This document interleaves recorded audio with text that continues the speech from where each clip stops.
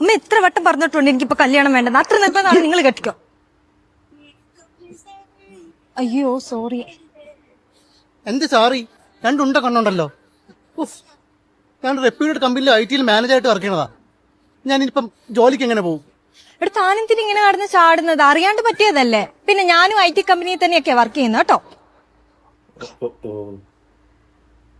അതിന് അതങ്ങനെ പരിസരബോധം വേണ്ടേ? ചെവിയിൽ ഫോൺ വെച്ചോണ്ടല്ലേ നടക്കണത്.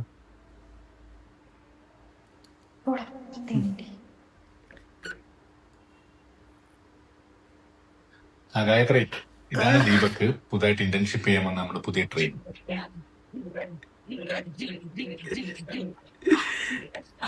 ഇത് നമ്മുടെ ടീം ലീഡർ ഗായത്രി. നീ ഗായത്രി പറയുന്ന പോലെ ഇരിക്കും തന്നെ ഇവിടെ എടുക്കണോ വേണ്ടയോ എന്നുള്ളത്. ഓക്കെ?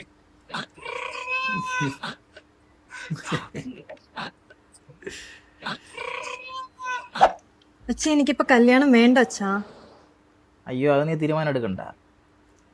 നിന്റെ കാര്യങ്ങൾ തീരുമാനിക്കാൻ ഞങ്ങളോട് ഉണ്ട് കേട്ടാ.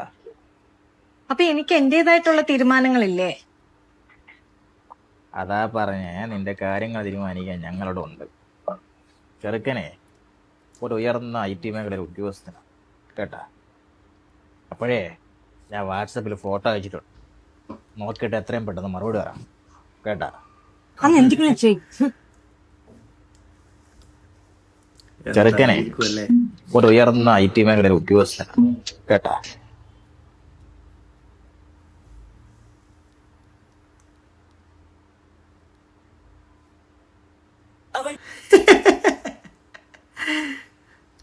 ടിസ്റ്റോടെ ടിസ്റ്റ് കേട്ടാ.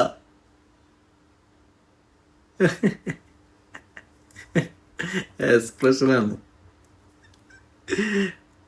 വീട് പൊളിച്ചിനട്ടാ. എനിക്ക് ക്ലൈമാക്സ് ഒരു എന്താ പറയുക അടിപൊളിയാക്കിയിട്ട് അവർ സെറ്റാക്കിയത്. എന്ന് വെച്ചാൽ ടിസ്റ്റോടെ ടിസ്റ്റ്, അതാണ് എനിക്ക് ഇതിൽ പ്രധാനമായിട്ട് ഇഷ്ടപ്പെട്ടത്.